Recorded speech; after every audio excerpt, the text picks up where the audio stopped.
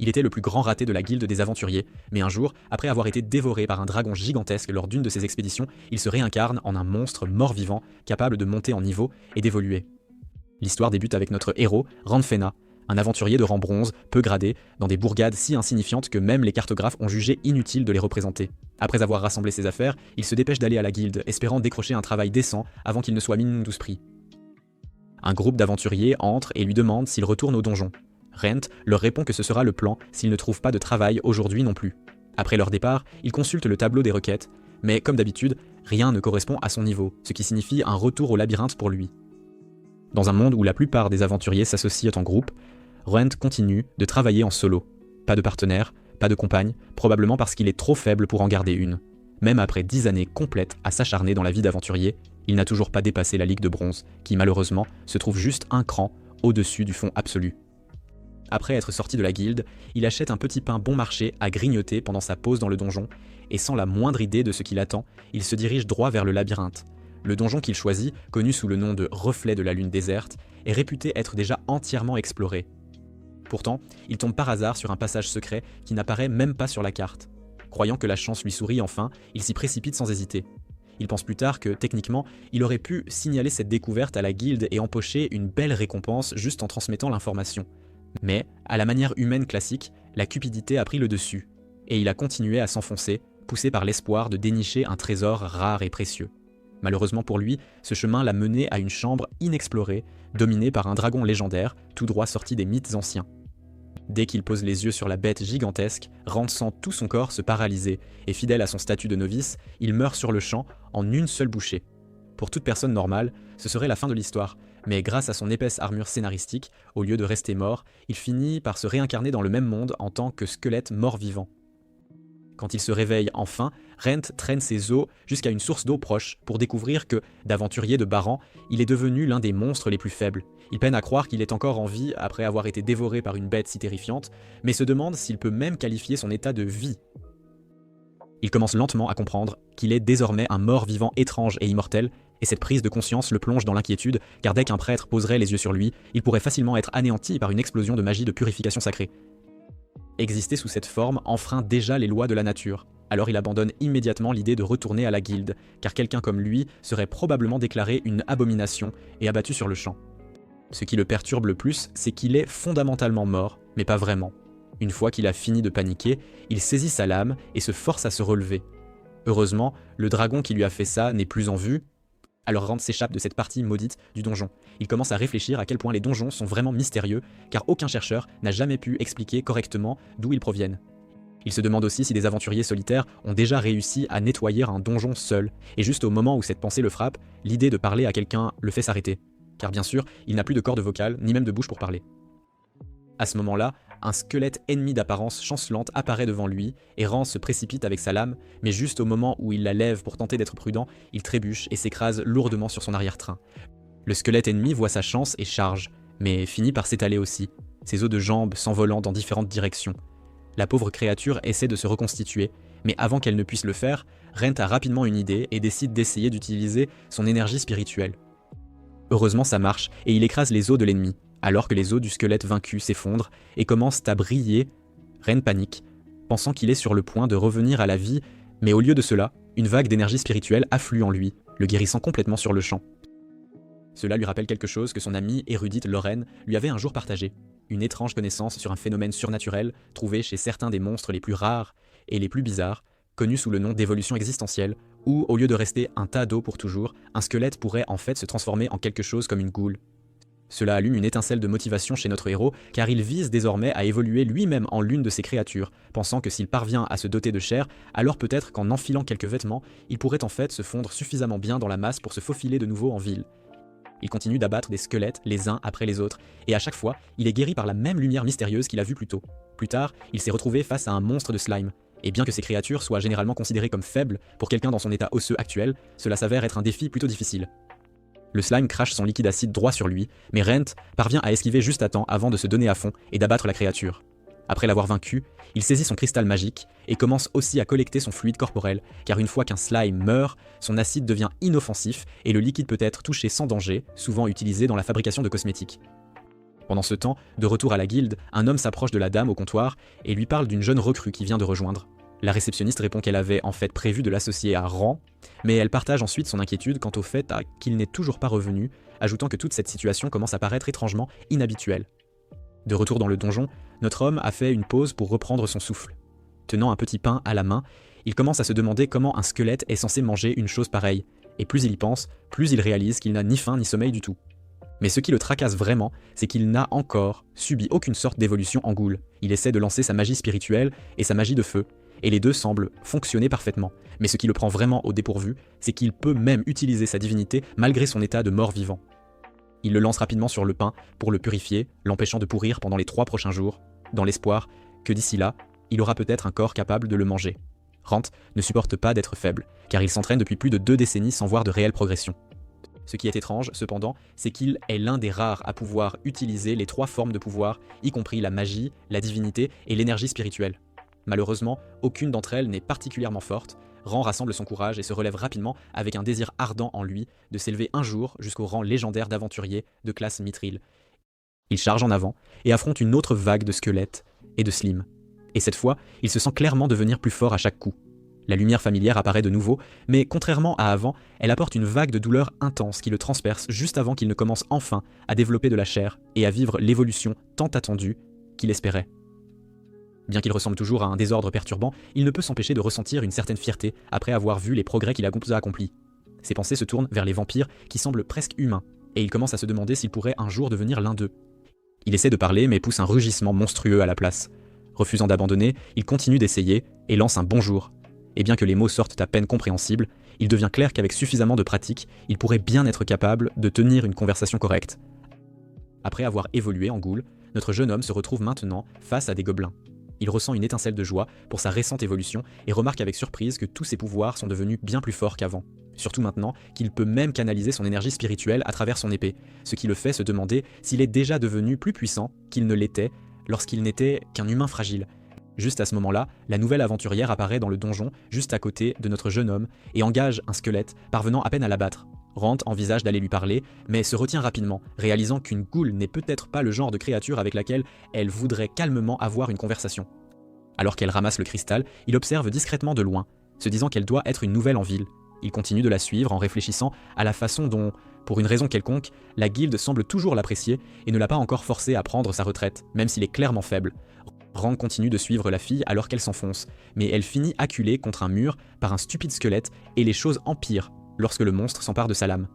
Avant qu'il ne puisse faire son prochain mouvement, Ren se précipite et élimine le squelette. La jeune fille, Li Yun, est totalement confuse de savoir pourquoi une ghoul interviendrait soudainement pour l'aider. Rand essaie de la convaincre qu'il ne lui veut aucun mal, et quand elle lève sa lame en défense, il jette sa propre épée, espérant gagner sa confiance. Il lui dit qu'il est aussi un aventurier, et qu'il y a quelques jours à peine, elle l'aurait vu comme un humain ordinaire. Il se présente en essayant d'expliquer que quelque chose d'étrange s'est produit et qu'il s'est réveillé en mort-vivant. La jeune fille, qui semble bien élevée, le remercie de l'avoir sauvé, et Rent lui demande poliment si elle peut l'aider à se faufiler en ville en lui prêtant une robe ou quelque chose pour cacher son horrible apparence. Il lui offre même un peu d'argent en retour et recule d'un pas pour ne pas l'effrayer. Elle se présente comme Reyna et promet de rembourser sa dette en l'aidant. Elle s'en va en lui demandant d'attendre là, car elle reviendra bientôt avec quelque chose pour l'aider à se couvrir. Rent ne peut qu'espérer qu'elle ne va pas raconter à tout le monde qu'elle a rencontré une ghoul parlante demandant des vêtements pour se faufiler en ville, car cela pourrait très mal finir pour lui. Alors que le soleil commence à se coucher, Reyna se précipite vers la réceptionniste, demandant les fournitures dont elle a besoin. Pendant ce temps, de retour dans le donjon, Rand commence enfin à sentir qu'il est devenu bien plus fort qu'il ne l'était en tant qu'humain. Ses instincts de combat se sont immensément améliorés, et il abat maintenant les monstres de slime avec facilité. Reyna arrive, l'appelant par son nom et donnant un peu d'espoir à notre homme. Elle lui remet les vêtements qu'il a demandés et lui apporte même la monnaie restante. Alors que Reyna s'approche des articles, elle se tend instinctivement, juste au cas où la ghoul deviendrait soudainement agressive. Le voyant baisser les yeux, elle s'excuse rapidement, expliquant qu'elle a juste été surprise et promet qu'elle essaiera de s'habituer à lui s'il est prêt à lui accorder un peu plus de temps. Rent examine la robe et est clairement impressionné, surtout parce que la gentille fille lui a même apporté des gants et des chaussures pour qu'il puisse complètement cacher son apparence. Il commence à sentir qu'il pourrait pleurer, même si son corps de mort-vivant ne le permet plus. Il enfile rapidement les vêtements, mais dès que Reyna sort un miroir, il s'inquiète de l'apparence de son visage. Heureusement, la jeune fille y a aussi pensé et lui tend un masque. Rand le lève vers son visage, mais juste au moment où il s'approche, le masque s'accroche soudainement à lui tout seul. Reyna s'illumine car il ressemble maintenant à un chaman cool, mais malheureusement le masque s'avère être maudit et reste collé à son visage. Elle s'excuse et explique qu'elle l'a eu à un prix vraiment bon marché, et bien qu'il ait l'air louche, elle l'avait touché elle-même et rien d'étrange ne s'était produit. Ron commence à se demander pourquoi sa chance est toujours aussi nulle, mais il a alors une idée et essaie d'utiliser sa magie de divinité. Juste au moment où cela semble fonctionner, il manque d'énergie et ne parvient pas à briser la malédiction. Reyna s'excuse de nouveau de lui avoir apporté un équipement facial louche, mais Rent essaie de voir le bon côté des choses et dit que cela pourrait en fait l'aider à cacher son identité plus efficacement. Il tend son bras vers elle, mais le retire légèrement, seulement pour qu'elle le saisisse et lui dise qu'elle n'a plus peur de lui. Ron la sent un peu mal à l'aise et lui dit qu'il apprécie et est plus que disposé à lui donner tout le temps dont elle a besoin. Reyna l'emmène au village et assise dans une charrette, elle se confie sur son histoire et comment elle a fait le long voyage depuis la capitale, juste parce qu'il y a 2 bons donjons dans cette zone pour s'entraîner. Elle partage aussi son rêve de voir le monde entier et de devenir très forte un jour. À la demande de Rent, Reyna l'aide également à passer les portes de la ville. Alors qu'ils approchent nord de l'entrée, les gardes les arrêtent et demandent une identification. Tous deux présentent leur carte d'aventurier, ce qui semble d'abord satisfaire les gardes, mais juste au moment où ils sont sur le point d'être laissés passer, l'un des gardes devient méfiant à l'égard de l'apparence de Rent. Ils exigent qu'il montre son visage. Avant que Ron ne puisse dire un seul mot, Reyna s'avance et leur lance disant que le pauvre homme a subi une horrible blessure faciale et ne porte le masque que pour couvrir ses cicatrices. Elle ajoute que, malheureusement, le masque s'est avéré maudit, et maintenant, il ne peut même plus l'enlever. Les gardes vérifient le masque eux-mêmes et s'excusent de leur comportement impoli. Une fois à l'intérieur de la ville, Rent décide discrètement qu'il est préférable de mettre de la distance entre eux pour son bien. Sans dire un mot, il s'éclipse, disparaissant d'elle alors qu'elle continue de le chercher. Rent se dirige vers la maison de Lorraine et frappe à la porte, mais quand personne ne vient répondre, il finit par forcer l'entrée et entre directement pour la trouver profondément endormie. Il se met à lui expliquer tout ce qui lui est arrivé. Et assez étonnamment, la dame au passé trouble ne semble pas le moins du monde effrayée par tout cela. Après avoir tout entendu, elle dit n'avoir jamais rencontré un cas comme le sien de toute sa vie et demande si le dragon est toujours là. Il répond qu'il pourrait ne plus y rester, ce qui ne fait que la laisser plus confuse.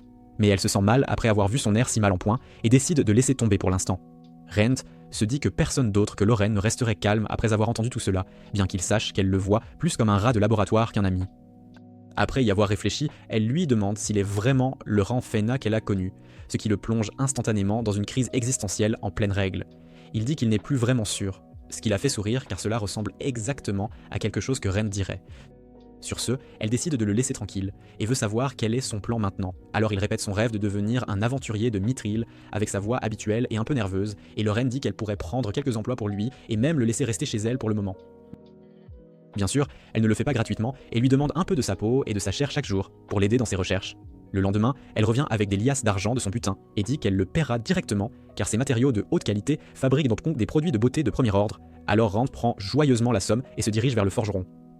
Marcher en ville avec ses grosses liasses le met de bonne humeur jusqu'à ce que les gens commencent à le regarder bizarrement, alors il se précipite vers sa destination. À l'intérieur, la dame aux cheveux en chignon au comptoir le salue malgré son étrange apparence, alors il lui donne son épée, qui semble clairement endommagée au-delà de toute réparation, même s'il en a pris grand soin.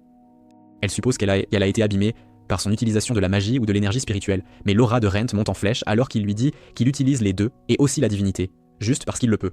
La dame halète et dit qu'il n'est que le deuxième client qu'elle rencontre à posséder les trois, mais il lui fait promettre de garder son pouvoir secret et que la confidentialité est leur règle d'or. Il dépose le sac sur sa table et lui dit de lui fabriquer quelque chose de vraiment solide, alors elle lui répond que le forgeron Cloapswork ne plaisante pas, et qu'il appellera de nombreuses fois pour s'assurer que c'est parfaitement conçu, juste pour lui. En entendant cela, il lui dit de le déposer chez l'érudite Lorraine. Pendant ce temps, Lorraine feuillette les livres et découvre qu'aucun aventurier n'a jamais été réincarné en gardant sa personnalité, et même si cela semble trop étrange pour être cru, il lui semble toujours être le même Rent qu'elle aime. Elle repense au moment où un homme lui a dit de l'emmener dans la forêt comme garde du corps, et bête de somme, disant qu'il n'y avait pas besoin de le payer puisqu'il n'était qu'un triste débutant de Ranfer. Dans la forêt, elle n'a aucune idée des herbes qu'elle est censée cueillir, et se souvient à quel point sa vie lui semblait terne et sans but avant de le rencontrer, car tout était facile, mais rien ne la satisfaisait vraiment. Alors elle est sortie pour toucher l'herbe, purement par ennui. Elle repère enfin la bonne herbe, et la déterre soigneusement avant d'appeler son porteur pour la transporter, seulement pour découvrir qu'il a déjà déterré une pile nette de 64 avec une précision effrayante pendant le temps qu'il lui a fallu pour en obtenir une. Après cela, il lui demande si c'est sa première fois qu'elle touche l'herbe, et la met tout embarrassée quand il admet que tout le monde l'a envoyée avec elle parce qu'il s'inquiète qu'elle est pour elle. Il commence à parler de combien il a étudié les plantes et les monstres pour poursuivre son rêve, et la séduit complètement. Ils se présentent ensuite, et Lorraine lui demande de lui enseigner tout ce qu'il sait sur le fait d'être un aventurier, et c'est ainsi que tout commence. Lorraine se dit que ce serait incroyable si elle pouvait le voir atteindre son rang de rêve avec elle à ses côtés, mais elle se sent toujours satisfaite même si les choses ont un peu changé. De retour chez le forgeron, Lippi aux cheveux albinos lui dit de bien prendre soin de l'arme et lui offre une poignée de main. Rand hésite un instant mais accepte, et après avoir examiné sa nouvelle épée, il part rapidement, ce qui rend la dame triste car elle sait qu'il cache la douleur de sa malédiction. Plus tard, chez Lorraine, elle le remercie pour la nourriture savoureuse et découvre qu'il n'a plus faim. Puis elle évoque ce qu'elle a lu sur son évolution et lui demande ce qu'il veut devenir. Il dit qu'il veut juste se rapprocher le plus possible des humains, ce qui signifie qu'il devra s'acharner dans le donjon pendant longtemps. Le lendemain, un cow-boy se fait démolir par un slime géant jusqu'à ce qu'il se transforme en gelée en un éclair, grâce à Rent. L'homme essaie de le remercier de lui avoir sauvé la vie, mais Rent continue de marcher car il pense que le type est un escroc indien du support technique qui fait semblant d'être faible. Mais l'homme l'arrête et lui demande du travail, car il est fauché et plus faible que sa propre mère. Une fois qu'il découvre que Rent est un vétéran, il admet qu'il est en fait un chef cuisinier, noyé sous les dettes et coincé seul dans le donjon, parce qu'aucun groupe ne veut d'un vieux type grincheux comme lui. Rand continue d'avancer jusqu'à ce que quelque chose fasse tilt, et il dit au type de venir avec lui. Après un certain temps, il tombe sur le passage secret, et ce qu'il y a à l'intérieur stupéfie le chef. Alors qu'ils explorent la zone, Rent est déçu car il ne trouve aucun objet magique, mais l'homme l'appelle pour lui montrer une autre route cachée et commence à devenir avide. Malgré tout, Rent lui dit qu'il peut prendre la récompense pour l'avoir découvert, mais qu'il devrait attendre derrière jusqu'à ce qu'ils atteignent une pièce vide. Rent avertit le type de s'arrêter car il voit un piège, mais l'homme avance sans la moindre idée. Dès que notre héros comprend que les gens ordinaires ne peuvent pas le voir, il observe les cow-boys marcher dessus et disparaître. Il sait que les pièges de téléportation projettent généralement les aventuriers dans des étages inférieurs remplis de monstres ignobles ou de pièges mortels, mais laisser quelqu'un ainsi ferait de lui un monstre, ni plus ni moins. Alors il saute et atterrit dans une salle de boss digne d'un Dark Souls, où il trouve le chef à terre, anéanti par un squelette gigantesque qui ne le laissera pas partir à moins qu'il ne l'élimine. Il se charge d'énergie et assène un coup puissant d'énergie spirituelle qui ne fait aucun dégât, puis tente la magie, mais ça ne lui fait pas la moindre égratignure. Comprenant qu'il n'y a pas d'échappatoire sans victoire, Rent s'accroche à son rêve et même si l'épée ne suffit pas, il charge avec sa divinité car elle est plus efficace sur les morts vivants et assène un coup colossal à cette horreur osseuse qui le met à terre violemment, puis l'achève avec chaque once de sa force en une seule frappe brutale. Après cela, il soigne le vieil homme qui remarque que le squelette est complètement brisé et Rent le surprend en laissant tomber un énorme cristal magique, l'offrant pour effacer la dette de l'homme. Naturellement, il y a une contrepartie, bien que le chef se demande comment il pourrait bien aider un aventurier aussi puissant que Rent. Rent révèle sa condition et explique qu'il a juste besoin de quelqu'un pour récupérer des provisions pour lui dans les magasins et à la guilde, et qu'il veut aussi manger et boire gratuitement là-bas chaque fois qu'il se présente, ce qui émeut tellement l'homme que les larmes commencent à couler. Une fois qu'il a montré le cercle magique invisible, Rand décide de rentrer aussi, même si une partie de lui est toujours tentée d'explorer davantage. De retour en ville, le vieil homme montre sa taverne quand sa charmante épouse surgit et l'enveloppe, dans une étreinte si serrée qu'il en a le souffle coupé. Elle se sent gênée d'agir avec tant d'affection devant un étranger, et le vieil homme sort l'énorme pierre magique que son sauveur lui a donnée, ce qui lui fait penser qu'il va encore donner son deuxième rein à un escroc, comme à son habitude. Il lui dit de se détendre et explique que c'est en échange de repas gratuits, et les deux partagent une étreinte chaleureuse qui fait fondre le cœur. Après que le vieil homme, Loris, et sa femme aient donné leur nom, Rent décide de s'éclipser rapidement, sans s'attarder davantage. Sur le chemin du retour, il traverse les ruelles sombres, tandis que des pensées troublantes inondent son esprit. Devant la maison de Lorraine, sa vision commence à scintiller comme un vieil écran de télévision, et il entre pour la trouver assise là, l'air absolument à croquer. Elle lui pose des questions, mais il continue de la fixer, ce qui l'inquiète pour sa santé. Il la serre soudainement dans ses bras, ce qui la rend un peu trop heureuse alors qu'il la tient plus fort et prononce doucement son nom. Mais le moment bascule rapidement quand il se jette sur elle comme un affamé sur un festin, puis il se retire aussitôt. Elle continue de l'appeler jusqu'à ce qu'il reprenne enfin ses esprits, et juste après, elle le foudroie et l'endort en lui disant qu'il peut la savourer comme un délice quand il veut, à condition de demander gentiment. Plus tard, il se réveille avec un terrible mal de tête et elle commence à poser des questions, mais Brent dit qu'il n'a aucune idée de ce qui s'est passé. Il s'excuse même après qu'elle lui ait dit de ne pas s'inquiéter, mais il admet tout de même que son désir est devenu trop fort parce qu'elle a plus de saveur que McDonald's. En entendant cela, Lorraine dit qu'elle se doutait déjà que cela pourrait arriver, car les ghouls ont faim de chair, et elle ajoute qu'ils ont tous les deux besoin de repos. Malgré tout, il lui demande de lui montrer sa blessure, puis utilise sa divinité pour la guérir jusqu'à ce qu'elle disparaisse complètement. C'est alors qu'elle aperçoit son corps musclé et réalise qu'il a tellement évolué qu'il semble presque humain, et même son masque a changé, pouvant désormais modifier sa forme à volonté. Cependant, il ne peut toujours pas l'enlever entièrement. Après qu'elle ait essayé de le retirer, il commence à se demander s'il a l'air plus humain à cause de son désir et se souvient que le changement n'est pas survenu juste après avoir vaincu le grand et méchant squelette. Alors elle suggère que le déclencheur pourrait avoir été de dévorer sa chair, ce qui ferait de lui une sous-espèce de vampire appelée Ghast. Même si ce n'est qu'une théorie de jeu, elle dit qu'elle pourrait avoir une idée de la façon dont son évolution fonctionne réellement. Lorient explique que, contrairement au monstre ordinaire, il a la capacité d'utiliser sa volonté pour choisir le type de monstre qu'il devient, de sorte qu'un jour, il pourrait atteindre le statut de vampire. Mais pour cela, il doit découvrir quelle est la condition, en plus de tuer de puissants monstres. Après la discussion, elle lui dit de se déshabiller et déborde d'excitation, se transformant en une véritable scientifique folle, énumérant toutes les choses qu'elle veut tester sur lui. Mais une fois qu'elle voit son visage laid et fatigué, elle réalise qu'il a besoin de repos et décide de le laisser tranquille. Le lendemain, Rance s'entraîne à manier l'épée dehors et se sent soulagé que sa luxure se soit estompée, même si l'épée semble dire le contraire. Alors il passe chez le forgeron Emo et explique qu'elle s'est brisée quand il a utilisé sa divinité. Le forgeron Mossad lui dit d'arrêter de mentir, car il n'y a pas de mort-vivant puissant dans le labyrinthe, mais Rent affirme qu'il y avait bien un squelette géant, ce que Cloak doute clairement jusqu'à ce que Rent mentionne un passage caché, et cela lui rappelle à qui il parle. Alors Rent demande une nouvelle épée rapidement pour pouvoir y retourner, et sur ce, Cloak lui en loue une pour le bon vieux temps, ce qui fait comprendre à Rent qu'il ne pourra jamais tromper le forgeron effronté. Ensuite, Rent passe chez Lorraine et la trouve occupée à bricoler de l'alchimie, travaillant sur un poison assez puissant pour assommer même un grizzly rouge. Le sourire tordu qu'elle arbore en faisant cela fait sérieusement douter notre héros de la sagesse d'avoir accepté de la laisser faire des expériences sur lui. Notre homme tient parole et boit le poison. Lui disant immédiatement à quel point c'est horrible, elle a du mal à croire que quelque chose d'assez létal pour tuer quiconque l'aurait essayé ne soit qu'à peine désagréable pour les papilles gustatives d'une goule. En entendant cela, elle commence même à se sentir un peu jalouse quand Rent mentionne nonchalamment qu'il ne se fatigue plus et n'a même plus besoin de dormir. Elle lui demande s'il ressent toujours la faim, et Rent admet que s'il n'a pas envie de nourriture normale, il a un léger désir de sang et de chair humaine. Sans hésitation, Lorraine lui tend une bouteille remplie de sang humain, juste au cas où il aurait trop faim et perdrait le contrôle. Ren ne prend qu'une seule goutte et garde le reste pour plus tard. Il évoque ensuite l'idée de se rendre à la guilde pour accepter de nouvelles requêtes, mais Lorien lui fait rapidement remarquer que se promener et avoir cette apparence pourrait créer plus de chaos que de travail. Rant essaie de discuter, disant qu'il n'est qu'un aventurier de Baran et que personne ne s'en soucierait, mais la dame le coupe et le traite d'ignorant, expliquant que la guilde l'apprécie beaucoup et envisageait même de le recruter officiellement. Cette petite bombe le prend au dépourvu, mais une fois qu'il décide de reprendre le cours des choses, le Rayang réfléchit un instant et élabore un plan astucieux, arguant qu'il pourrait simplement s'inscrire sous un nouveau nom et une nouvelle identité, puisque personne ne s'en douterait jamais. Rand accepte et se dirige vers la guilde, où il aperçoit la réceptionniste, Sheila, et va droit vers elle pour s'inscrire. Elle prépare les papiers et lui tend un formulaire à remplir. La dernière fois qu'il a fait cela, il n'avait griffonné que son nom et son âge, mais cette fois-ci, il sait exactement comment lister ses compétences et quoi écrire pour que cela compte vraiment.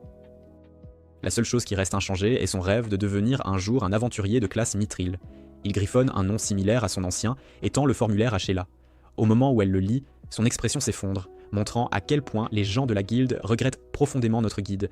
Rent demande doucement si celui qu'elle regrette s'appelle Rent Fina, et utilise cela comme excuse pour mentionner qu'il est censément un parent de Lorraine, résidant actuellement chez elle, juste pour éviter de donner aux gens de fausses idées à son sujet. La réceptionniste revient bientôt, tenant son badge d'aventurier, et l'informe qu'il a été enregistré comme aventurier de classe fer, l'encourageant à faire de son mieux. Elle dit même à sa goule, déjà morte, de prendre soin de lui, et de ne pas mourir alors qu'il sort de la guilde. De là, il se dirige directement vers le donjon, où de faibles cris humains résonnent dans les couloirs alors que des gens luttent contre des gobelins. Il se dirige vers le bruit et aperçoit deux enfants se battant en parfaite synchronisation, tenant tête à un gobelin et à un slime. Un instant, il envisage d'intervenir pour aider, comme il le faisait autrefois, au bon vieux temps, mais décide ensuite de s'éloigner, réalisant que son apparence pourrait plutôt les terrifier. Se déplaçant silencieusement, il s'enfonce plus profondément dans le donjon et entre dans sa section cachée, pensant qu'il pourrait la cartographier et la présenter à la guilde, ce qui serait un accomplissement majeur. Alors qu'il explore, il entre dans un étrange portail et se retrouve soudain à l'intérieur d'un appartement. Là, il tombe sur un vieux cadavre humain squelettique avec des fleurs fraîches posées à côté, un détail qui lui indique instantanément que quelqu'un pourrait en fait vivre à l'intérieur de ce labyrinthe. Au moment où il tend la main pour toucher les fleurs, une femme apparaît soudainement et exige de savoir ce qu'il fait dans un endroit pareil.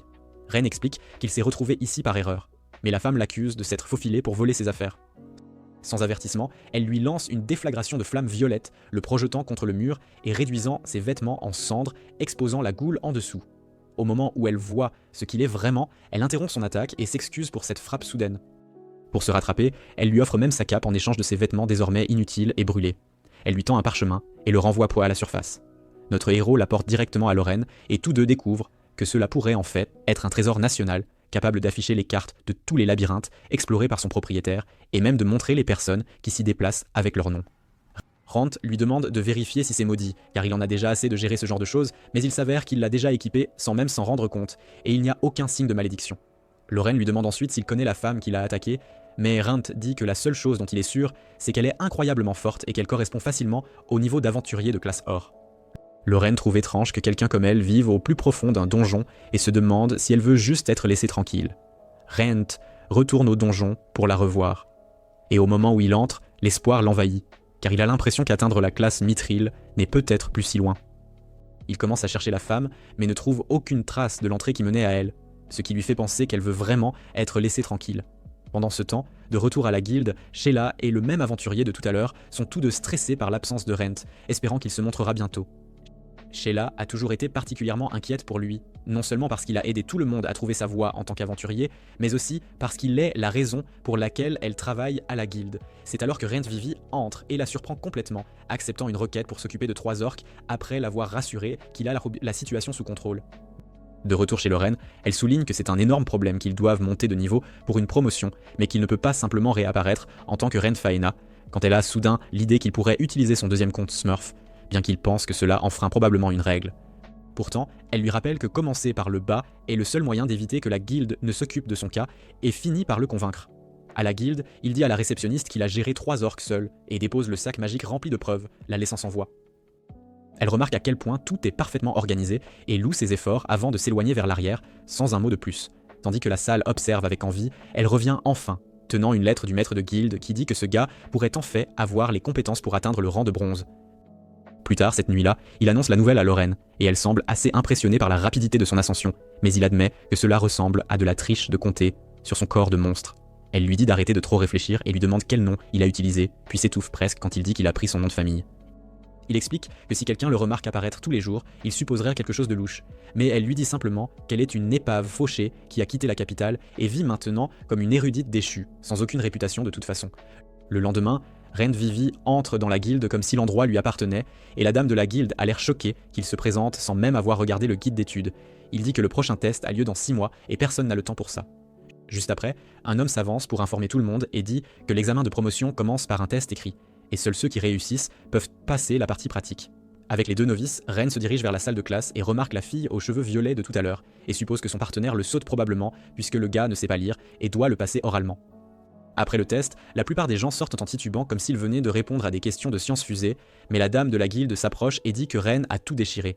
Elle lui dit qu'il est jumelé avec le jeune recrue pour la suite, et le roux essaie de faire le dur sans aucune aura réelle, tandis que Laura reste polie et douce. Ron donne son nom. Et juste après, l'examinateur dit qu'ils n'ont qu'à atteindre un endroit marqué sur la carte pour réussir l'épreuve pratique. Tout le monde trouve que cela semble trop simple. Puis, le gars dit que le premier groupe à arriver reçoit un bonus, alors toute la foule pense que c'est une course. À l'extérieur du labyrinthe, la plupart des équipes se précipitent et Rise essaie de se vanter de son expérience, mais Laura le coupe court en disant qu'ils ont à peine réussi à traverser le premier étage, et alors qu'il commence à s'élancer, Rent l'arrête.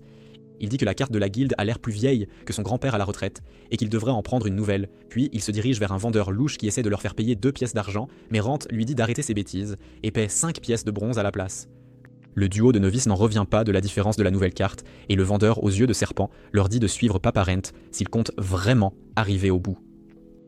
À l'intérieur du donjon, ils affrontent une escouade de squelettes, alors Rand dit aux enfants de rester vigilants et se trouve impressionné par la façon dont ils se déplacent bien en équipe à leur âge, bien que Rhys finisse par comprendre que le combat s'avère plus difficile qu'il n'y paraît. Laura dit que le nombre semble trop élevé, alors Ren trouve l'encens qui les attire et dit que le vrai danger se trouve devant, car des voyous les attendent en embuscade plus loin. Alors qu'ils essaient d'assimiler le fait que leur prochain combat implique de vrais humains, ils se glissent au coin d'une rue et croisent le fer avec un épéiste chauve. Après avoir croisé le fer, ils laissent Baldi à Rhys et s'avancent pour donner une leçon à l'archer avant de trancher la boule de feu du mage, comme du papier, et de l'assommer. Baldi parvient ensuite à maîtriser Rise, mais Laura sauve la situation en le déconcertant et l'assomme d'un coup solide en utilisant un tas de pommes de terre en forme de sa tête brillante. Après avoir ligoté l'escouade de voyous, Rance dit que cela prouve pourquoi les aventuriers ne peuvent pas se permettre de baisser leur garde. Pendant ce temps, et Rise, dans le bureau du maître de guilde, le vieil homme évoque le nouveau venu que la réceptionniste surveille et dit que des rumeurs louches se répandent, car il est bien trop suspect qu'un type lambda aux compétences puissantes débarque en ville et commence à écraser les quêtes. Il lui dit de le garder sous surveillance constante, juste au cas où. Pendant ce temps, de retour dans le donjon, le groupe atteint une salle de boss et Rant demande à Rise s'il en a déjà affronté un. Le jeune homme, version allégée de DMC5, dit qu'il n'est encore qu'un novice de niveau fer, alors Rant dit qu'il n'y a rien de mal à fuir un combat trop difficile. Une bande de PNJ arrive avec des attitudes exécrables et commence à se moquer tout en lançant des commentaires effrayants à Laura, ce qui pousse Rise au bord de la rupture. Mais Rand pointe instantanément sa lame sur le cou du chef et lui dit de garder son numéro de cirque pour plus tard. Il dit qu'ils sont libres d'entrer les premiers, ce qui déconcerte le rouquin, mais quelques minutes plus tard, la bande ressort en hurlant après s'être fait corriger. Red rappelle à Rise que les aventuriers intelligents savent quand reculer, mais le garçon dit qu'il veut vraiment monter de niveau et qu'il n'obtiendra pas de points d'aura, en restant à la maison comme un pauvre air. Cette détermination rend Rent fier de son équipe, et de là, le trio entre ensemble dans la salle du boss. À l'intérieur de la salle du boss, le trio se retrouve face à un gigantesque grand slime boss qui semble bien trop démesuré pour être naturel. Rise et Laura sont surexcités pour la bataille, tandis que Ren souhaite un peu que le groupe précédent s'en soit déjà occupé, car il n'y a pas d'exigence de test réel pour vaincre la chose. Rise charge avec toute l'excitation d'un enfant sous sucre, Laura le soutient avec de la magie par derrière, et Rent endosse le rôle de leur fidèle entraîneur, comme s'il avait été loué pour les guider à travers ce désordre. Avant d'entrer dans la pièce, Rand avait passé en revue leur stratégie où Laura joue la carte maîtresse puisque seule la magie peut blesser la chose, et Rise, trop enthousiaste, sert d'appât pour le distraire. Quand les choses commencent à mal tourner pour le gamin, Rand intervient sans hésiter et le sauve avant qu'il ne soit écrasé. Ils parviennent à donner à Laura juste assez de temps pour terminer son incantation, et elle lance un énorme sort de feu qui fait fondre le grand slime en une flaque bouillonnante. Juste avant qu'il ne se régénère, Rise écrase le noyau et met fin au combat une bonne fois pour toutes. Après cela, Ruiz leur demande de l'aider à ramasser un peu du fluide de slime restant, car même une seule bouteille pourrait se vendre pour au moins une pièce d'argent. Alors qu'ils le collectent, un autre groupe apparaît soudainement par derrière et les dépasse en trombe, comme si c'était une sorte de course. Rise commence à paniquer un peu en les voyant prendre la tête, mais Laura reste calme et semble être sur la même longueur d'onde que Rent. Ils restent tous immobiles et regardent le groupe russe tomber directement dans un piège et être assommé par une explosion de gaz soporifique. Laura se tourne vers Rise et explique nonchalamment que tout cela n'était pas censé être une course dès le départ, ce qui le prend clairement au dépourvu. Peu de temps après, les trois atteignent le point final sans aucun problème. L'homme qui les attend là les félicite d'être les premiers arrivés, mais Laura, adoptant les habitudes critiques de Rent, lui demande immédiatement de prouver son identité ou quelque chose du genre. Le gars de la guilde au point de contrôle leur remet un jeton qu'ils pourront montrer à la guilde pour être promus au rang de bronze, et en plus de cela, le trio reçoit également une pile de potions en guise de récompense bonus destinée aux 3 premières équipes à atteindre la destination. Avant de rentrer, Ren décide de leur faire un petit détour par le 2e étage du donjon, qui s'avère être une forêt magnifique où, d'une manière ou d'une autre, la lumière du soleil parvient à percer. Rhys demande s'il pourrait explorer un peu, car cela ressemble à un lieu de vacances, mais Rent lui rappelle qu'ils ne sont là que pour faire du tourisme, et que l'examen ne sera pas considéré comme terminé tant qu'ils ne seront pas officiellement de retour à la guilde. Une fois de retour, le trio se dirige directement vers le comptoir et se renseigne sur leur promotion. C'est alors qu'un homme de la guilde apparaît et dit à Sheila qu'ils sont prêts, car il les avait secrètement surveillés tout le temps. Et avec cela, Rent retrouve enfin le même rang qu'il détenait avant de mourir, ou du moins pas exactement de mourir. Après la promotion, le duo se sépare de leur grand-père, promettant de refaire équipe avec lui un jour. Alors qu'il s'éloigne, Sheila interpelle Rent et lui demande la vérité, ayant clairement assemblé quelques pièces du puzzle. Ren lui présente de discrètes excuses et dit qu'il partira pour de bon. Mais avant qu'il ne puisse faire un pas de plus, la réceptionniste attrape sa cape et l'arrête, voulant des réponses sur ce qui s'est réellement passé le jour de sa disparition. Rent tente de s'éclipser, mais Sheila le rattrape, car il comprend à quel point elle s'est inquiétée pour lui. Elle l'entraîne à une table pour discuter, et c'est là que notre ami lui confie un problème qu'il ne peut absolument pas révéler à la guilde, ni à personne d'autre d'ailleurs. Sheila sourit et lui assure qu'elle n'a pas dit un mot de lui à la guilde, car elle voulait entendre la vérité directement de sa bouche, bien que l'homme qui le suivait pendant l'épreuve ait déjà perçu ses soupçons. Heureusement, il s'avère que c'est son frère, et il est vraiment doué pour garder les secrets. Voulant comprendre tout ce qui lui est arrivé, Sheila arrive parfaitement préparée et va même jusqu'à lui présenter un contrat magique. Un contrat qui la forcerait à quitter la guilde et à s'engager dans un accord de servitude dans un autre pays, où ce genre de choses est encore légal, tout ça juste pour prouver qu'on peut lui faire confiance. Elle lui dit qu'elle veut l'aider, et bien que Rent la trouve un peu trop intense, il finit par accepter et signe le contrat. Mais au lieu de lui raconter son histoire, il lui demande d'en être témoin par elle-même et soulève une partie de son masque pour révéler son visage putréfié et cadavérique.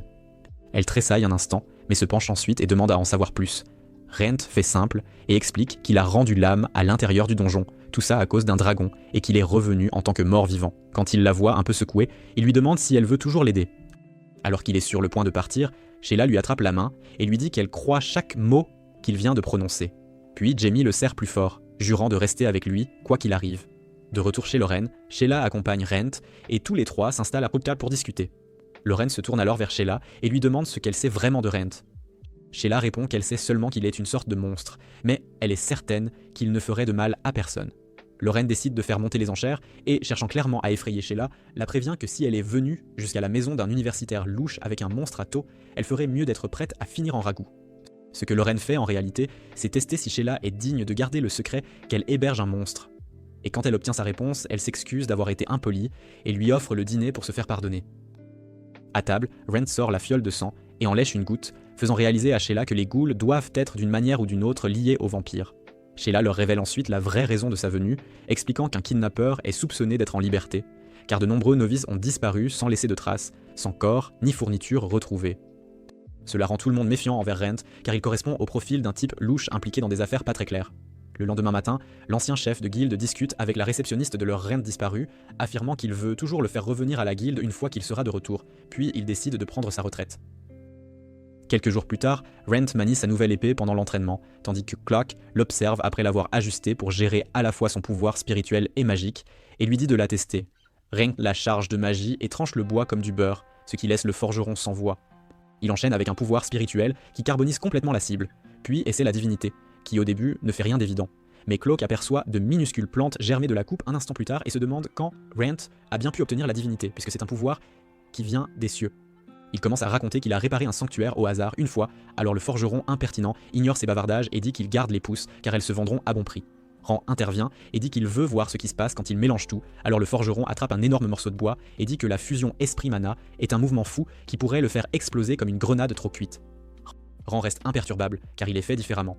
Alors l'homme lui donne une épée sacrificielle, laide, dont personne ne se soucie car elle est bon marché, et de toute façon, c'est de la camelote. Rand remplit sa lame de magie et injecte du pouvoir spirituel dans son autre main, et les fusionne en une aura violette sauvage qui fait trembler tout son corps. Un seul coup détruit complètement le gros morceau de bois de Clops, mais Rand n'est toujours pas satisfait et dit qu'il veut essayer de tout utiliser en même temps. Il s'entoure d'une aura dorée flamboyante qui frappe plus fort que prévu et le secoue jusqu'au plus profond de lui-même, alors le forgeron le prévient de ne pas trop forcer et de ne pas faire de dégâts dans sa cour. L'épée de Rhett manque de se briser sous la force, mais il frappe la bûche à temps, la faisant tourner avant qu'elle ne se transforme en une boule parfaitement ronde sur le sol. Clop explique que la divinité remet les choses à leur état initial, donc toute lame qu'il utilise se brisera toujours. Rhett se souvient de la dame elfe du donjon et demande ce qu'il est censé faire quand l'ennemi est bien trop puissant. Clock suggère qu'il peut lui fabriquer un tas d'épées s'il a l'argent, ce que notre jeune homme fauché n'a pas. Sur le chemin du retour, il voit un vieil homme en train de mâchouiller un enfant au hasard. Alors il se glisse discrètement derrière lui et le corrompt avec une pièce d'argent. Le garçon commence à transpirer comme s'il allait se faire voler tous ses organes. Ren demande calmement quel est le problème. L'enfant dit qu'il a besoin d'aide pour vaincre le seigneur du lac, ce qui attire son attention. En chemin vers sa maison, Rent se souvient que l'enfant, surnommé le garçon singe dans son village, avait mentionné le rituel où une jeune fille est offerte au lac pendant leur festival pour honorer celle qui a jadis sacrifié sa vie pour sauver tout le monde. Cependant, depuis ce dernier sacrifice, non seulement la légende du lac continue de dévorer les jeunes filles, mais maintenant, il a faim plus que jamais, ce qui réduit l'approvisionnement du village en jeunes femmes, séduisantes plus vite que la forêt amazonienne. L'enfant les supplie de sauver sa sœur, qui est la prochaine sur la liste, et Rent se sent mal, alors il accepte d'aller voir, car l'histoire lui semble un peu étrange. Quand ils arrivent, chaque porte se claque au moment où les gens voient le garçon singe, alors il précipite Ran directement chez lui. Sa sœur surgit, l'attrape et le tire à l'intérieur, puis le frappe si fort que Rand entend chaque coup de l'extérieur. Elle s'excuse ensuite pour son stupide frère et demande à Rand de se retirer de la mission avant qu'il ne ruine leur tradition sacrée. Rand dit que le garçon singe l'a engagé, donc seul le garçon singe peut annuler le contrat, ce que l'enfant refuse de faire. La jeune fille abandonne et lui dit qu'il peut rester s'il n'interfère pas dans le rituel, et Rand accepte volontiers sa proposition. Le lendemain, il traverse une caravane et aperçoit un type louche distribuant des collations aux enfants, pour les soudoyer afin qu'ils amènent leurs parents la prochaine fois, car personne ne veut acheter chez eux. Juste à ce moment-là, Rent apparaît et fait une peur bleue aux enfants. Alors le commerçant lui dit qu'il a choisi un mauvais moment pour se montrer, car les tensions sont vives à cause du kraken. L'étrange marchand éveille la curiosité de Rent, alors il interroge Reimtas à leur sujet et apprend qu'ils viennent souvent et vendent des choses utiles. Alors que le soleil se couche, les vieilles dames s'excusent auprès de la sœur de Reimtas, mais elle sourit et dit qu'elle est heureuse d'avoir été choisie. Quand elles évoquent à quel point son frère a essayé de les arrêter, elle devient émue. Plus tard, Rent lui rend visite et lui dit qu'il est là pour elle, même si elle lui dit de ne pas s'en mêler. Il lui rappelle que son frère se bat si fort uniquement parce qu'ils n'ont plus que l'un l'autre. Plus tard cette nuit-là, les anciens lui ont présenté leurs excuses et l'ont envoyé avec une lampe, ignorant que Ren et son frère l'attendaient plus loin pour leur mission secrète. Alors que les bateaux s'éloignent sur l'étang, un épais brouillard s'installe et la lampe s'allume juste avant qu'une lumière disco rouge ne commence à clignoter vers eux. Soudain, un monstre géant à tentacules surgit de l'eau, alors la sœur du garçon singe implore la pitié. Mais Ran fait remarquer que ce n'est qu'un hologramme et saute sur l'eau en utilisant des bottes magiques que Lorraine a fabriquées pour lui. Il traverse la fausse bête en un éclair, tout en repoussant les boules de feu que les hommes derrière elle lui lancent. Le nain effrayant dit que Rent aurait dû rester à l'écart et ordonne à son équipage d'ouvrir le feu, mais Rent fonce droit sur eux et anéantit l'équipage. Un instant plus tard, les frères et sœurs apparaissent et sont témoins de la vérité par eux-mêmes. Le lendemain, l'équipage est tout ligoté pendant que Rent les interroge sur les filles disparues. Le petit homme laid avoue qu'elles sont saines et sauves, puis révèle l'endroit où il les garde cachées.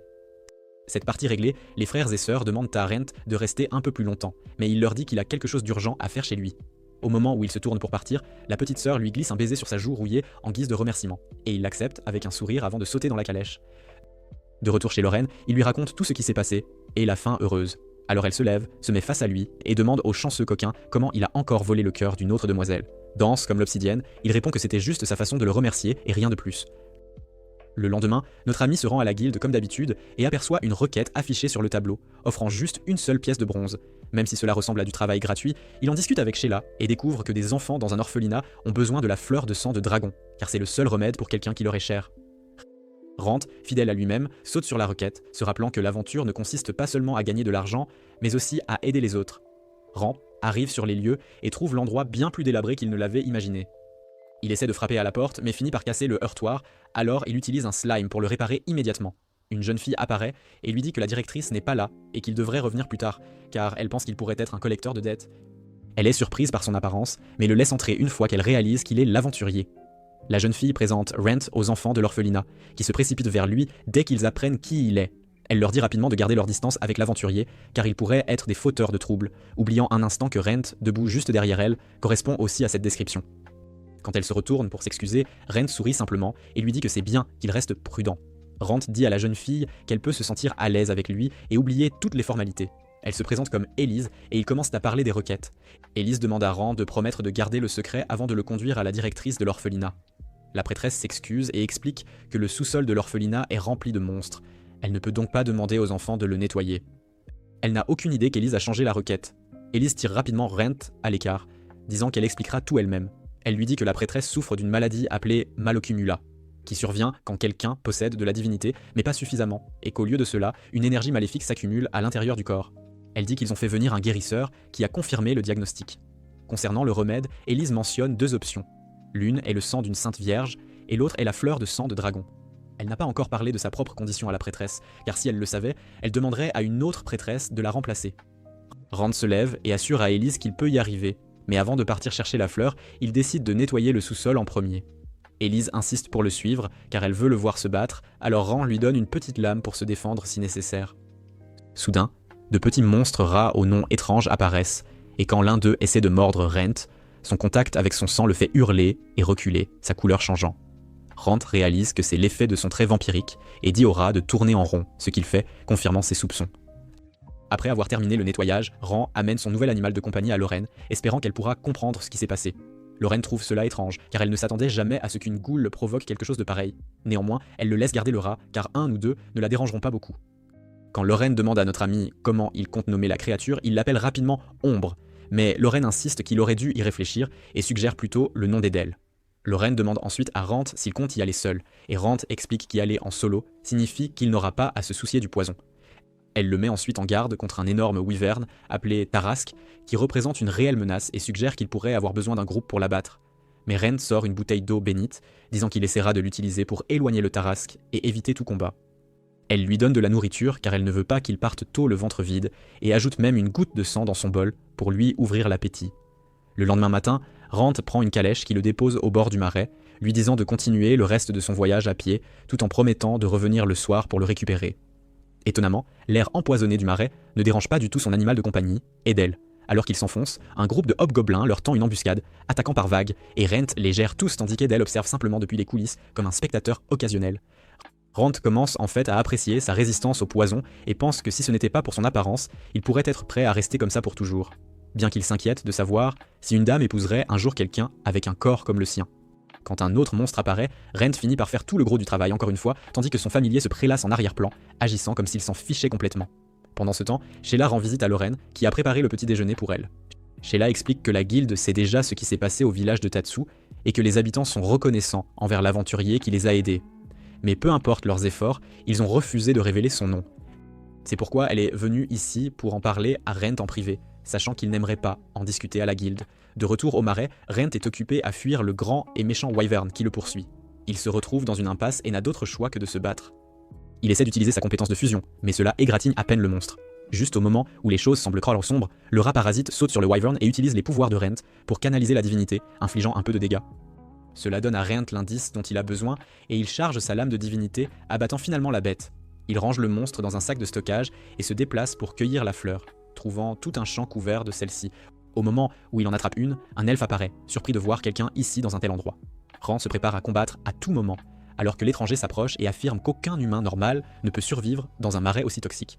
L'homme dit qu'il porte un artefact résistant au poison et de l'eau bénite, puis il lui dit qu'il est aussi là pour les fleurs, tandis que Rand réalise qu'il est le seul à être différent.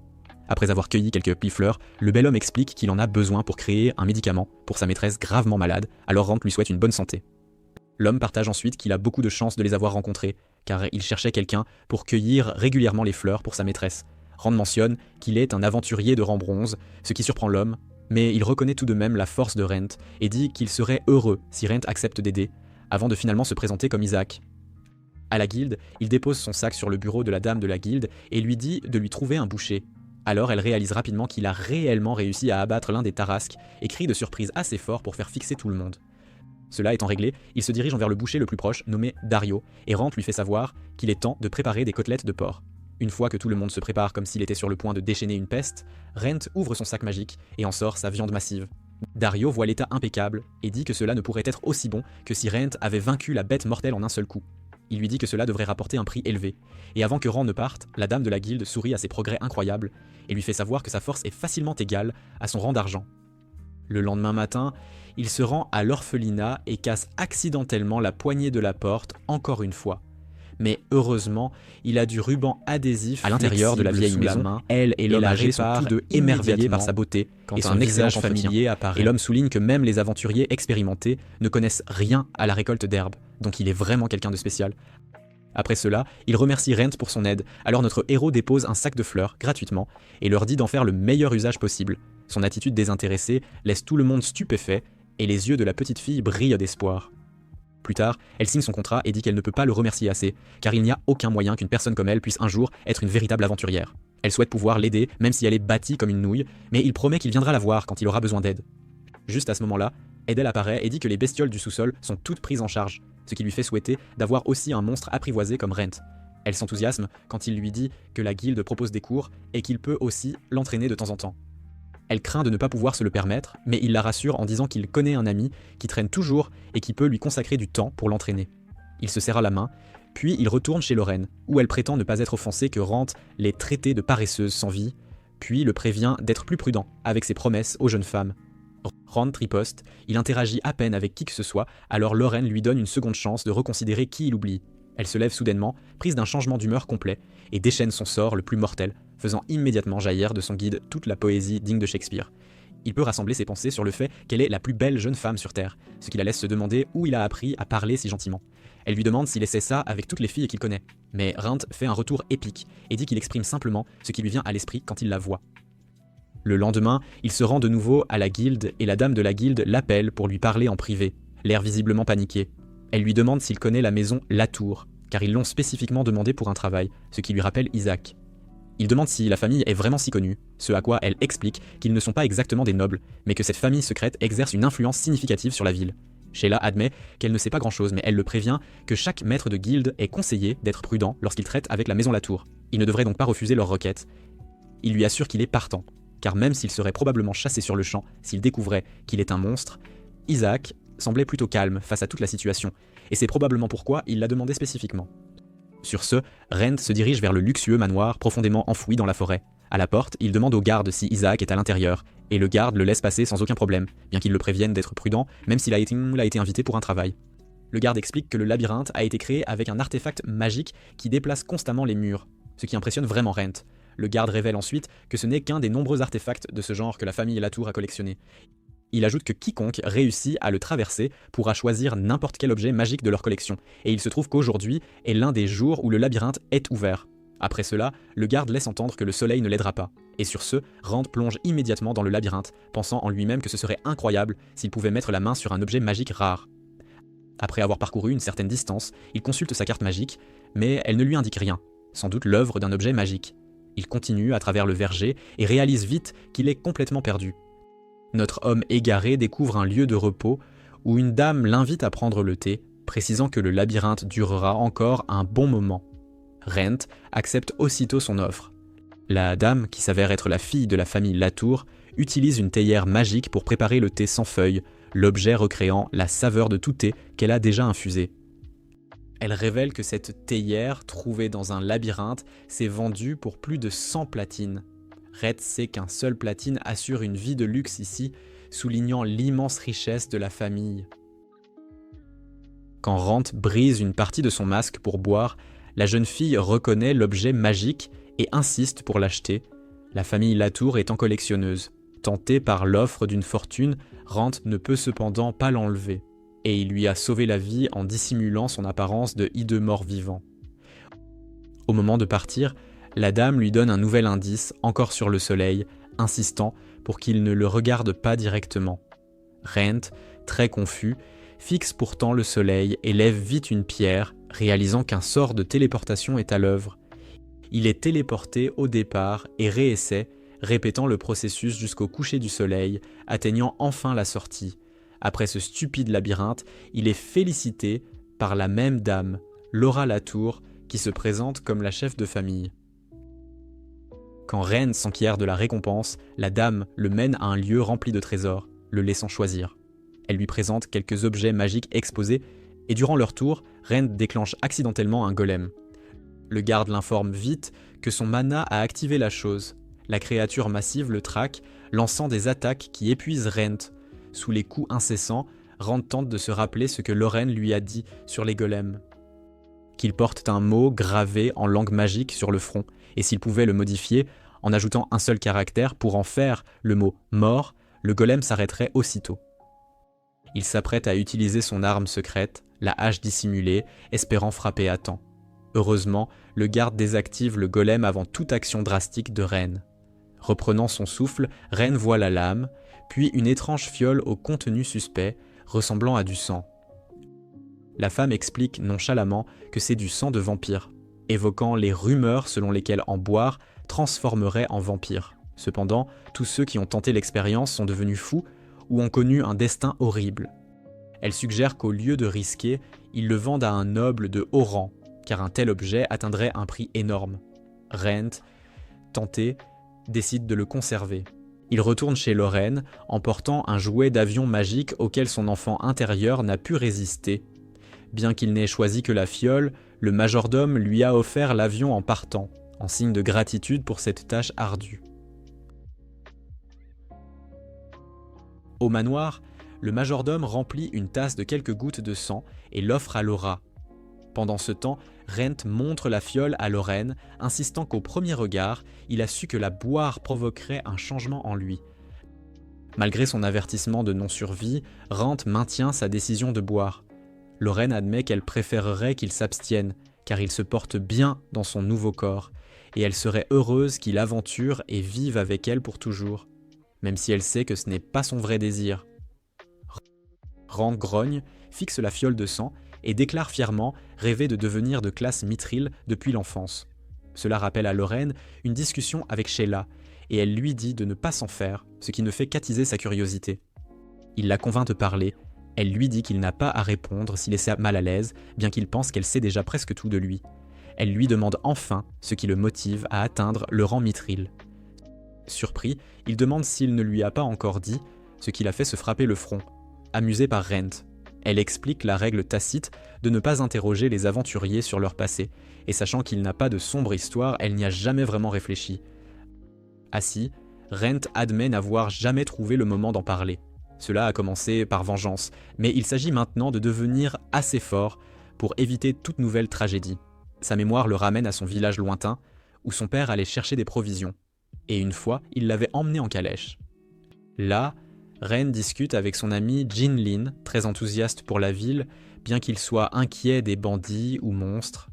Elle le traite de petite mauviette et lui chuchote qu'avec cet état d'esprit, il ne sera jamais aventurier. En regardant par la fenêtre, Jin Lin raconte les histoires folles qu'elle a entendues, tandis que Rent reste son rabat-joie habituel.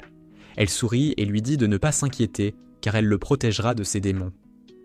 Se remémorant ces bons moments, Rent dit que tout était amusant jusqu'à ce que son ton change en évoquant le retour. Attaqué par un monstre, leur calèche s'est brisée, écrasant sa grand-mère, tandis que ses parents gisaient sans vie. Rent reste figé, tandis que la bête sauvage approche. Jinlin le saisit sans hésiter et s'enfuit. Ils sprintent à travers la forêt, atteignent un champ ouvert et croient s'être échappés. Mais un petit caillou roule d'une colline où le monstre les fixe, tel un prédateur jouant avec sa proie. Il leur jette un regard de côté pour affirmer sa domination, leur signifiant qu'ils ne sont que ses jouets. Alors qu'il s'élance pour achever, le dernier souvenir clair de Rent est Jinlin souriant juste avant d'être tué d'un coup en le poussant. Le pleurnichard rampe vers elle, lui demande pourquoi, et elle lui rappelle sa promesse de le protéger, lui demandant de promettre de devenir plus fort pour elle. Juste avant que la bête ne frappe, un chevalier aux cheveux blancs apparaît, bloque l'attaque et force la créature à reculer. Ran observe, émerveillé, l'homme accumuler de l'aura et affronter le monstre avec une épée massive. Même repoussé par une attaque brutale, il replonge, enfonce sa lame épaisse et lourde entre ses mâchoires pour le déséquilibrer, puis assène un coup de Hulk, laissant un cratère géant. Il nargue le toutou, lui demandant s'il en veut encore, mais la créature recule et s'enfuit. Ensuite, il vérifie les enfants, et Rent, toujours en larmes, demande pourquoi il n'est pas arrivé un peu plus tôt. L'homme s'excuse de son retard et le réconforte, disant qu'il n'a rien fait de mal. Rent raconte que l'homme l'a ramené au village, où il s'est entraîné à l'épée quotidiennement. Un jour, il demande au héros comment devenir aventurier, et l'homme s'enquiert de son intérêt. Rent explique que son amie rêvait d'être aventurière, et qu'il veut réaliser son souhait. L'homme lui dit qu'il ne peut le devenir avant 15 ans, ce qui attriste Rent, mais l'homme l'encourage à s'entraîner à l'épée et à tout apprendre sur l'aventure et les monstres d'ici là. Cela éveille quelque chose chez Rent, qui demande si cela le rendra fort. L'homme le ramène à la réalité. Intelligence et talent ont leurs limites. Il doit donc travailler le plus dur possible. L'homme se présente enfin. Wilfried Rucker, aventurier de rang mithril. Il tapote la tête de Rent, lui disant de poursuivre ses rêves et de vivre sans regret. De retour au présent, Rent dit que ce jour-là, il a juré de traquer la bête qui a pris Jinlin et ses parents et de devenir un jour un gigachad de rang mithril comme Wilfried. Il admet sa terreur, mais cela ne l'arrêtera pas. Lorraine sait qu'il comptait boire la fiole. Elle promet d'être douce avec son corps s'il ne survit pas. Il lui dit de le réduire en cendres s'il est irrécupérable, tandis qu'elle espère que cela n'arrivera pas. Son masque s'estompe, et il ingurgite la fiole d'un coup. Lorraine l'appelle, mais il assure aller bien, lui faisant croire au faux sang. Soudain, il s'étouffe, tombe à genoux, hurlant d'agonie. Lorraine se ressaisit et ferme les yeux, ses cris douloureux résonnant. La sensation dégoûtante de se changer en monstre alimente sa rage, mais la métamorphose continue. C'est alors qu'il entend la voix de Lorraine lui rappelant son objectif et qu'il doit revenir. Ces mots l'aident à garder sa lucidité avant que tout ne s'estompe. Peu après, il ouvre les yeux sous le même ciel que Ken Kaneki, se sent étrangement en paix, heureux d'avoir enfin ressenti le sommeil pour la première fois. Repensant à tout, il réalise n'avoir réussi que parce qu'il n'est plus humain. Plus tard, il cligne lentement des yeux et voit Lorraine assise à ses côtés. Elle mentionne nonchalamment avoir lu sur les vampires, le déconcertant. Elle le sort de sa torpeur en le félicitant d'en être un. Il demande quel type de vampire il est et elle lui dit de se déshabiller pour elle, comme un bon garçon. Après qu'il se soit déshabillé, elle examine sa musculature ciselée et remarque ses ailes, qu'il peut rétracter à volonté, le soulageant de ne pas ressembler à un cosplayer ridicule en public. Malgré tout, Lorraine admet ne pas savoir exactement quel type de vampire il est, mais elle est sûre qu'il est un type spécial, les vampires normaux n'ayant pas d'ailes. Il retire son masque, dévoile ses crocs blancs et acérés, confirmant son statut de vampire, puis abaisse la partie supérieure pour révéler des yeux cramoisis brillants. Voyant son visage familier, Lorraine sourit, pose doucement sa main sur sa joue et lui souhaite un chaleureux retour. Ainsi s'achève la première saison de L'Aventurier mort-vivant indésirable.